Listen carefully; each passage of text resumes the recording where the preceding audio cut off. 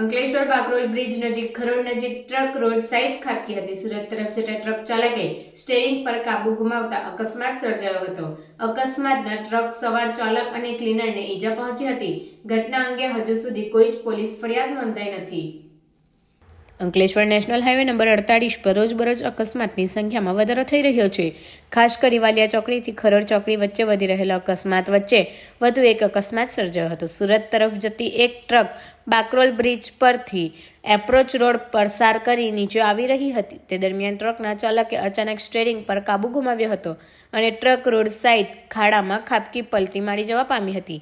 ઘટનામાં ટ્રક ચાલક અને સાથી ક્લીનરને ઈજા પહોંચી હતી. અકસ્માત રોડ સાઈડ પર બનતા ટ્રાફિક અવરોધાયો ન હતો. અકસ્માતના અન્ય વાહન ચાલકો દોડી આવી ઈજાગ્રસ્તોને સારવાર અર્થે ખસેડ્યા હતા.